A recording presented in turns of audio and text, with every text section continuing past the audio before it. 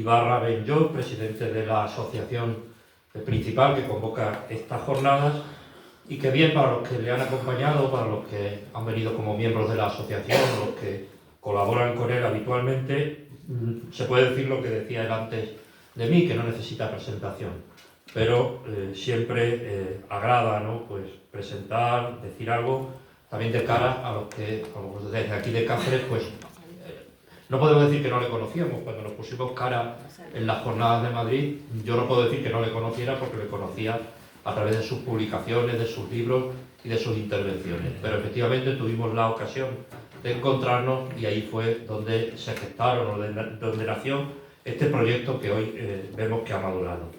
Don Martín Ibarra Benjó nació en Zaragoza, es doctor en Historia y ha sido profesor de las universidades de Zaragoza y Navarra. Es padre de familia numerosa. Veo también que se casó el mismo año que yo me ordené, en el año 1997, con lo cual ese año va a tener aquí como un significado especial. Y ya digo, es muy conocido de todos los que nos movemos en este ámbito de los mártires por sus publicaciones y por sus trabajos también, particularmente en la Comisión Histórica para la beatificación de los mártires de la diócesis de Barbastro-Monzón, que, como nos va a mostrar ahora con su intervención, es uno de los campos en el que más ha trabajado. Le doy la palabra a don Martín Ibarra.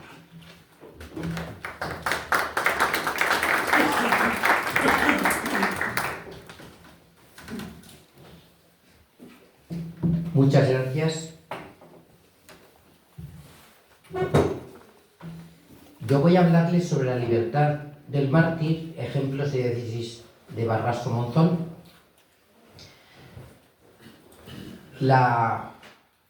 Esta conferencia se va a poder leer porque, si no me equivoco, don Jorge López Teulón en su blog de Religión y Libertad la pondrá una vez que haya pasado.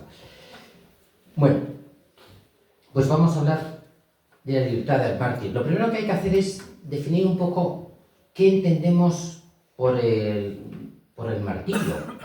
Vamos a leer la definición de Benedicto XIV, que nos decía que el martirio es la muerte voluntariamente aceptada por la fe cristiana o por el ejercicio de otra virtud relacionada con la fe.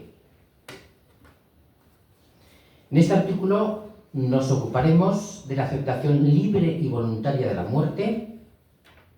En esto, el mártir no hace más que imitar a Jesucristo, que se encarnó libremente y nos redimió libremente. Sin libertad no es posible practicar el bien. Y voy a poner unos ejemplos de la diócesis de Barbastro,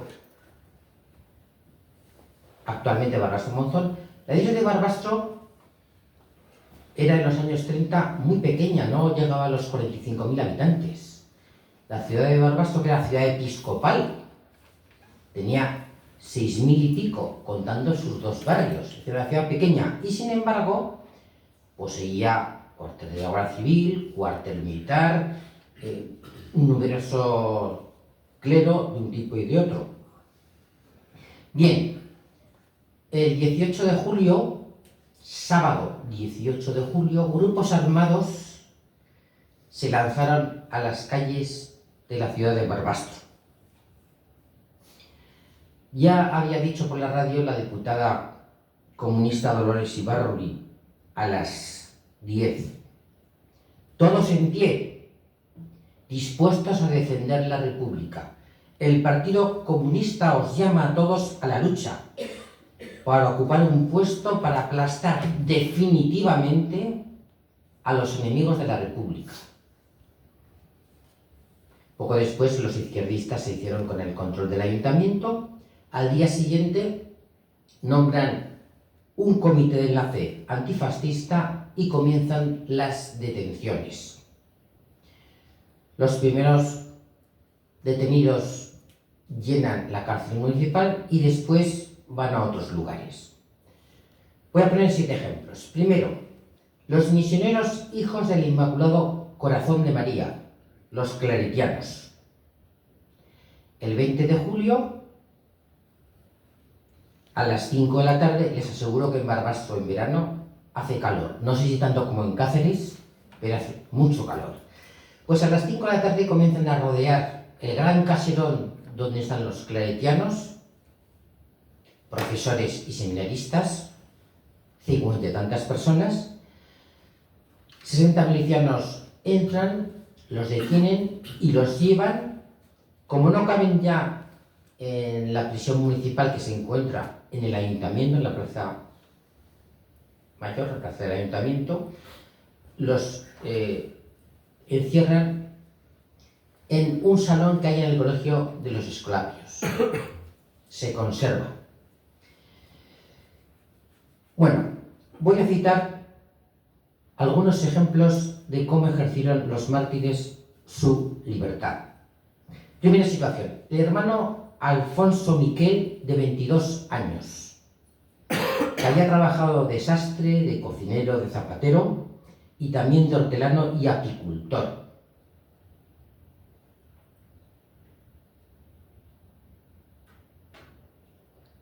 Estaba siendo un obrero manual. No era ningún... Bueno, el caso es que un miliciano le preguntó: ¿por qué no te vienes a luchar con nosotros? ¿Por qué le preguntó? Porque estaban en el salón, pero una vez al día les dejaban salir para hacer sus necesidades y lavarse. Entonces, cuando salía al patio, le preguntó el miliciano: ¿por qué no te vienes con nosotros? Tenía las manos encallecidas. Y el hermano Alfonso Miquel se negó. Se negó, porque eso querría decir mucho.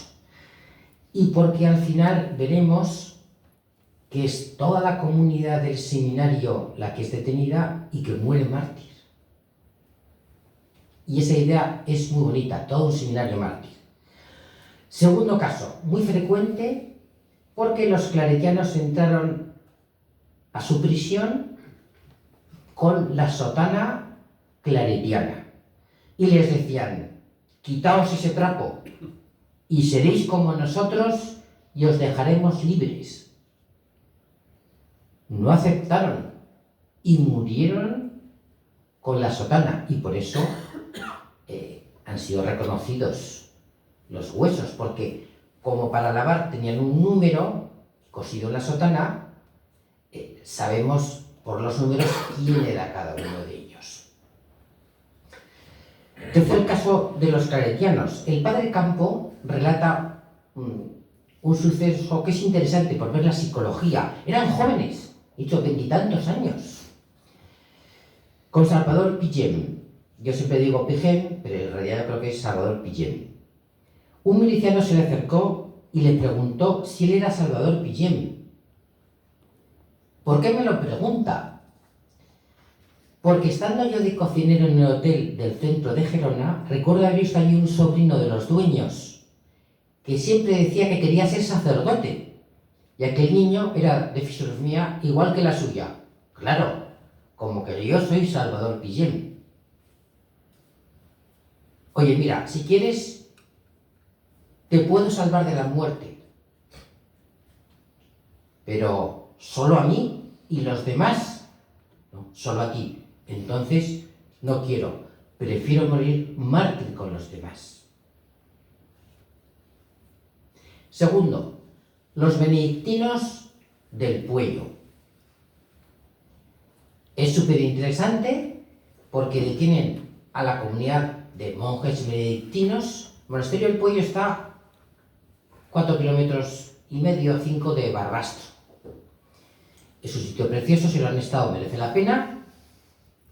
El caso es que tenían ahí los monjes y luego un montón de niños que habían entrado jóvenes porque querían ser en su día monjes misioneros. Uno entra y dice: pues yo profeso, querré profesar para ir a Nueva Australia, o ir a Manila, o ir a otro sitio, ¿no? Otro convento, pero había niños muy pequeños. Y de hecho, 6 de estos niños fueron detenidos, eran estudiantes, pero que tenían entre 10 y 14 años. Total, que también los llevan detenidos al colegio de escuelas pías y están no en el salón sino en la parte de arriba. En la parte de arriba estaba el obispo Florentino con otros. Y cuando ve el obispo llegar a estos 6 niños detenidos, le da pena.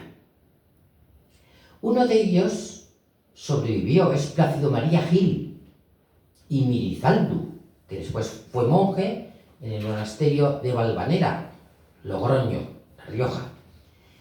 Y estudió todo en 2 libros que son preciosos, Iban a la muerte como una fiesta y un adolescente en la retaguardia. Son preciosos, son sus vivencias. Voy a leer parte porque hay que meterse en niños de 13, 14 años, cómo están viviendo esta realidad y cómo la aceptan. Porque ellos quieren seguir allá donde vayan los monjes benedictinos. Bueno, leo el texto. Aquella noche se dispuso que los 6 chicos, en 2 colchones, descansáramos en la salita de física que da al río. De ese modo no oiríamos los ruidos que se producían en la plaza y podríamos dormir sin sobresaltos. Todo resulta un poco chusco, pues yo tengo la cabeza en los mismos pies de un esqueleto humano de pasta,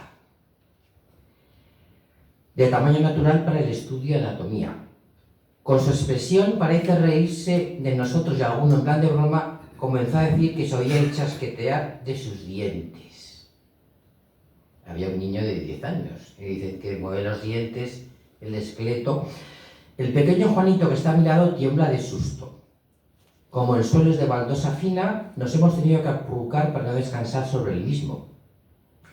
Antes de acostarnos los chicos, rezamos juntos las oraciones de la noche, que prescribe nuestro ritual.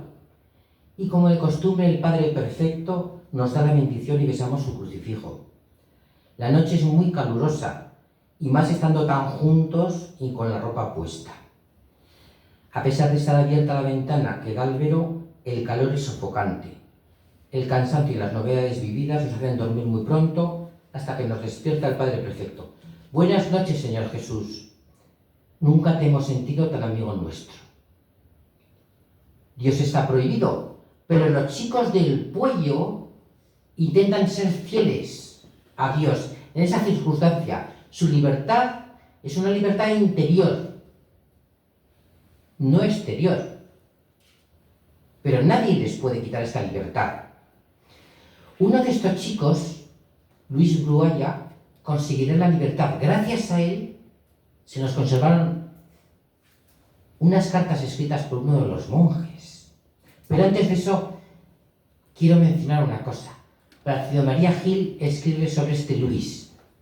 Dice, le debería costar mucho dejar a los demás niños e irse, ya que nosotros voluntariamente habíamos preferido la cárcel a la libertad. Esto es tumbativo. Habíamos preferido la cárcel a la libertad y lo que ello implicaba. Bueno, pues gracias a Dios este Luis Brualla, este chico, se salvó y con él se llevó unas cartas del monje benedictino Aurelio Boix. Bueno, les voy a leer un fragmento de una de estas cartas que impresiona mucho. Es como si fuera su testamento. Abrir comillas. En noches anteriores se han fusilado unas 60 personas, entre ellas muchos curas, algunos religiosos, 3 canónigos y noche pasada al señor obispo. Vivían en el mismo piso. Conservo hasta el presente toda la serenidad de mi carácter. Más aún, miro con simpatía el trance que se me acerca. Considero una gracia especialísima dar mi vida en holocausto por una causa tan sagrada, por el único delito de ser religioso. Si Dios tiene a bien considerarme digno de tan gran merced, alégrense. También ustedes, mis amadísimos padres y hermanos, que a ustedes les cabe la gloria de tener un hijo y hermano mártir de su fe. Bueno, aceptación voluntaria del martirio, no puede quedar más claro. Tercero, el hermano David Carlos Marañón Esculapio de Peralta de la Sal.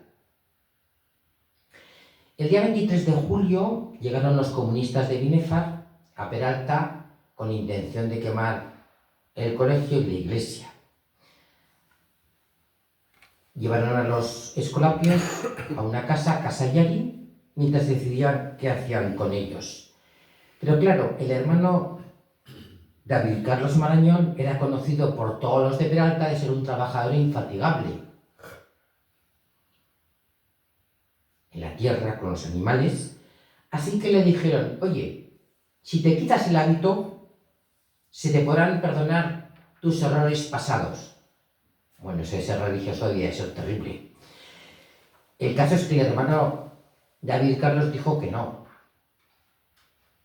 Él quería seguir con su sotana Escolapia, porque renunciar a ella sería tanto como apostatar, tanto de su fe como de su vocación Escolapia. Dijo: podéis matarme. Lo volvieron a intentar y tenemos la declaración de quien lo hizo. Quien lo hizo era Jacinto Conte, que durante unos años había trabajado con él en cuestiones manuales. Sabía que era un gran trabajador porque ambos habían trabajado en lo mismo. Y esta es parte de su declaración. Cuando todos los padres y hermanos fueron llevados a Casa Yari y se vio lo que iba a suceder, propuse al comité que si no se podía salvar a ese hermano joven que trabaja en la huerta. Me dijeron que si yo quería, me lo llevase a mi casa, pero que se lo dijese solo al hermano, que no hablase con ningún padre. Hablé con el hermano acerca de que podía ir a mi casa y cuando tuviese ocasión ya se marcharía a su tierra. El hermano respondió: prefiero morir. Y morir con sus hermanos. Y no hubo manera de que cediera. Cuarto, asesinato de los curetas de Monzón, don José Jordán y don José Nadal, el 11 de agosto. Los detuvieron el 11 de agosto en Monzón, Suscara de Monzón. Antes habían estado en libertad vigilada. En libertad vigilada. Se ha publicado parte de la correspondencia de don José Nadal, que es preciosa, en catalán y en español. Bueno, voy a citar fragmentos de sus cartas, una escrita el 21 de julio. Monzón es territorio apache. ¿Y qué es lo que escribe el 21 de julio? Señor, danos la fortaleza que necesitamos para vivir la fe.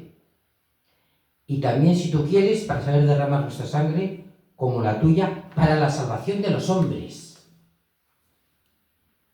Qué interesante. Y el 6 de agosto. El 6 de agosto, muchos ya habían sido martirizados. Las últimas palabras de mi madre resuenan continuamente en mi corazón y tienen la virtud de devolverme la paz y la serenidad. Morir por Cristo es muy hermoso, hijo mío. O en carta a sus hermanos: estoy muy contento de sufrir y morir por Cristo. Aceptación de lo que va a suceder. Quinto, asesinato de Antonio Sarrablo, 2 de septiembre. Bueno, esto es el párroco de Burgasé, un pequeño pueblo de la zona prepirenaica, casi pirenaica. Permaneció en su parroquia y ayudaba a su familia en las labores agrícolas. Iba vestido como uno más hasta que llegan un grupo de milicianos preguntando por él. Es muy bonito todo el proceso, las pasocanutas, pero quiero decirles el final. Le han detenido a él, a otros dos. Como había niños en la plaza, no lo fusilan en la plaza, lo llevan un poco separado, unos 500 metros al barranco de la Nata. Yo fui a verlo, dónde está el barranco de la Nata, y bajé incluso a hacer fotos, y para arriba, para abajo, porque es bueno ir a los sitios con gente que conoce y mentalmente ponerte en situación de lo que pasó. Eso hay que hacerlo siempre que se pueda. A mí me impresionaba mucho, diciendo: aquí estuvo este sacerdote mártir, ¿no? Bien, el caso es que llegados al barranco le dicen, baje usted de ahí, le aplicaré el de fugas. Vaya usted solo y como se estaba marchando le podían disparar. Bueno, bien. El caso es que le dijeron, si usted blasfema, quedará libre. ¡Viva Cristo Rey! Bien, cito un poco el texto de los Santos de la Lueza que cuenta el martirio. Lo han fusilado. Los milicianos continuaron su camino con los otros dos detenidos, que fueron conducidos a la cárcel de Voltaña. Uno de los milicianos quedó rezagado y al incorporarse al grupo, comentó entre los resultados salvajes de los demás milicianos. Le decía que blasfemase y cuanto más lo decía, más gritaba viva Cristo Rey. Ya te voy a dar yo, buen Cristo Rey. El tiro que le he pegado le he entrado por una oreja y le ha salido por la otra. Sexto, asesinato en el cementerio de Fraga de 40 personas. Bueno, voy a ir a lo nuclear. La narración más impresionante, más real, más verídica es la de un joven herrero de 14 años, al cual le habían pedido a él de su padre un mayo para destrozar los retablos de las iglesias. Luego cuando va por el mayo se da cuenta que lo han destrozado todo. Pero él asistió a la conducción el 24 de julio de un grupo de 39 detenidos que los llevaron atados hasta el cementerio. El sepulturero había acabado en una gran fosa y los fueron disparando uno a uno, uno primero, el segundo, el tercero, así hasta 39. Voy a leer algunos párrafos porque son impresionantes. Según testigos del acto, los que lo observaban desde el exterior, cuando le tocó el fatídico turno al que era hasta aquellos momentos cura párroco de Fraga, imaginarse una fila de gente atada, van soltando, y conforme sueltan, le dan el tiro y cae al hoyo. Son minutos impresionantes, porque uno va 3 minutos uno, 3 minutos otro, hasta que te llega tu turno. Entre insultos y un montón de personas, de telespectadores. De espectadores. Bueno, sigo leyendo. Cuando le tocó el fatídico turno, al que era hasta aquellos momentos cura párroco de Fraga, al llegar al borde de la zanja, dio un fuerte grito de ¡Viva Cristo Rey! Era lo último que expresaría, pues a continuación sonó la descarga que la batiría hasta caer en la fosa. Se dio otro caso, este es el que nos interesa. Entre los detenidos había unos que eran padre e hijo. No sé si tendría, después de haber fusilado al padre, decidieron soltar al hijo, que era muy joven. No sé si tendría unos 25 años. Pero él se negó diciendo que quería seguir la suerte de su padre, como así fue. Continúa el herrero. Era abogado como su padre y le gustaba el deporte. En diferentes ocasiones jugó con la Unión Deportiva Fraga, de aquel tiempo siendo un excelente delantero centro.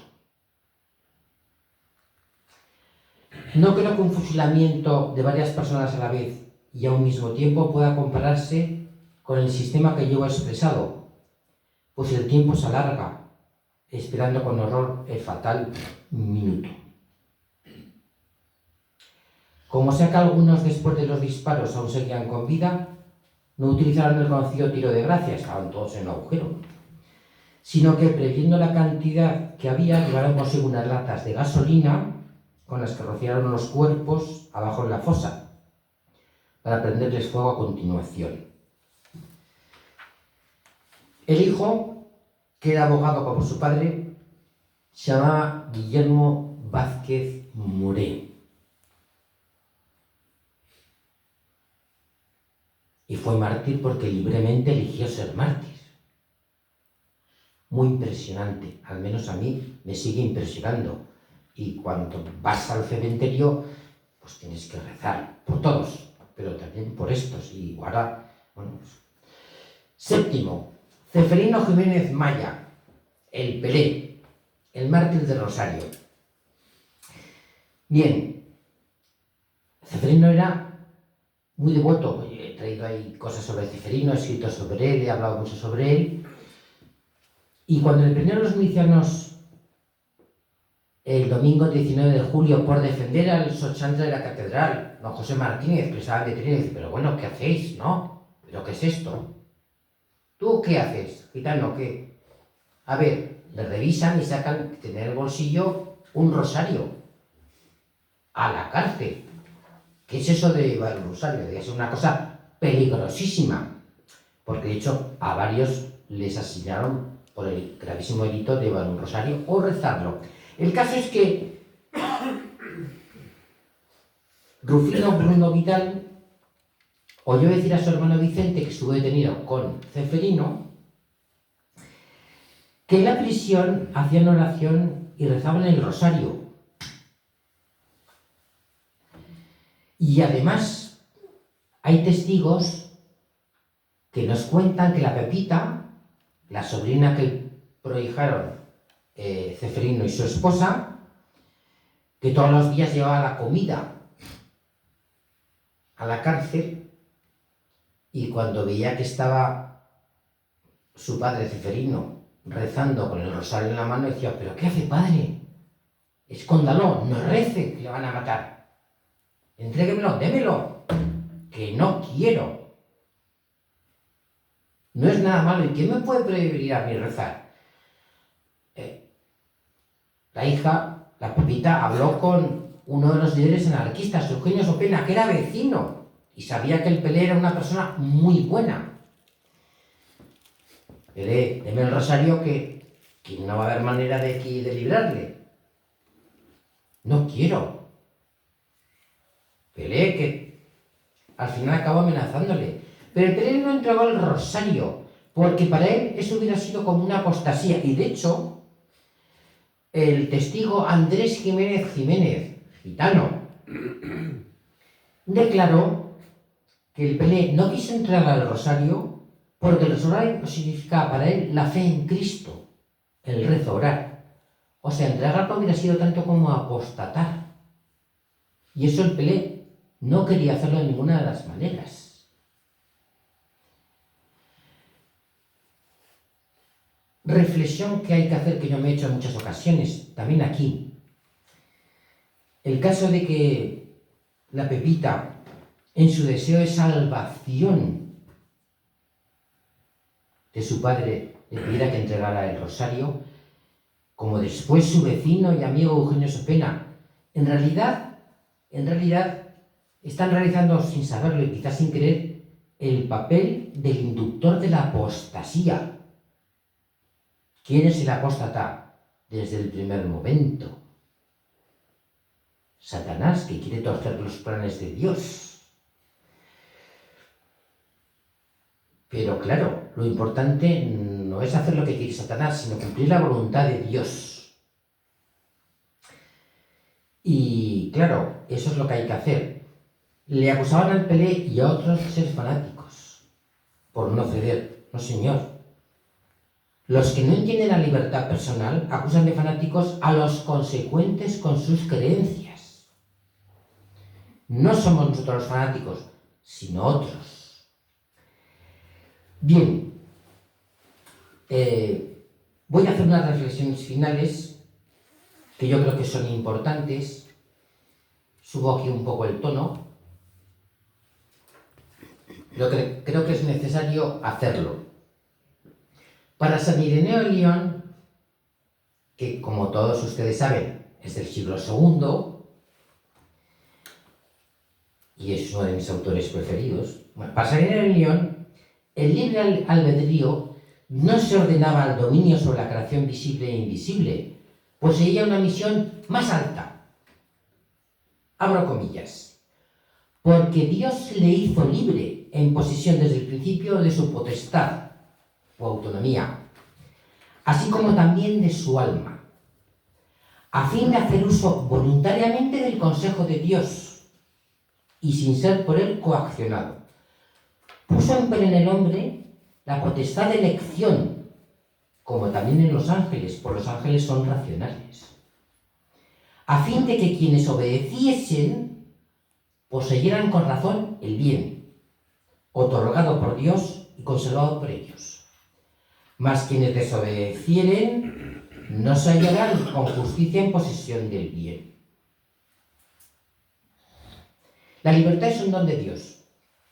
Gracias a ella el hombre es capaz de merecer bien o mal.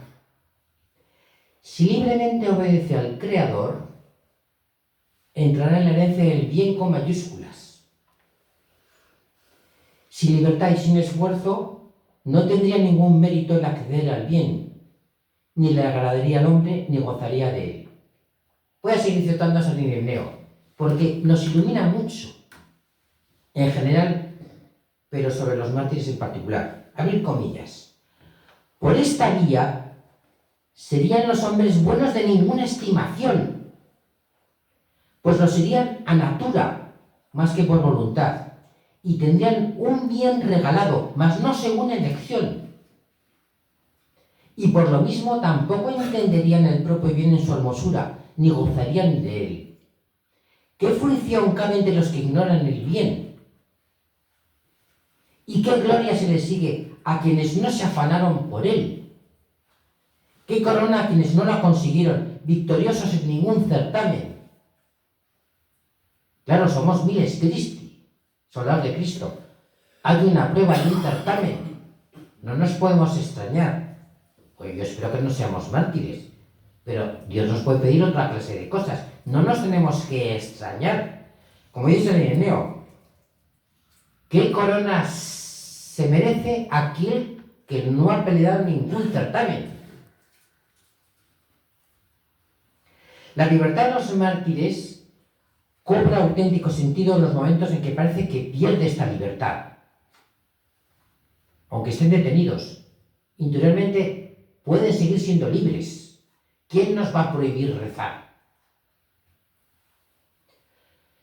La libertad de los mártires cobra sentido cuando te incitan a blasfemar y no lo haces. La libertad de los mártires cobra sentido cuando te dicen: renuncia a tu vestimenta eclesiástica, a tu sotana, a tu hábito, y no lo haces. La libertad cobra sentido cuando dicen: no reces el rosario ni nada, y no les haces caso. Eliges libremente perseverar en el bien. Se acepta la voluntad de Dios, como lo hizo el monje Aurelio Boix, después de ser consciente de que habían asesinado al obispo y otros muchos que convivían con él. Sigue queriendo cumplir la voluntad de Dios, aunque realmente en la situación personal pues, hay que pedir la gracia de Dios para que nos ayude. Pero es que la libertad del hombre, como hemos visto en San Ireneo, tiene una finalidad clara y superior. No es algo que se agote en sí mismo. La libertad usada para libremente obedecer a Dios. Es lo que merece la pena y es lo que nos hace vencedores en este certamen. Desobedecer a Dios, como hizo el diablo, como hizo en un primer momento Adán, como hacen tantos, está al alcance de nuestra mano. Pero los mártires desean obedecer a Dios, como hizo la Santísima Virgen. Los mártires desean cumplir la voluntad de Dios, como hizo también Jesucristo, mostrándonos el camino.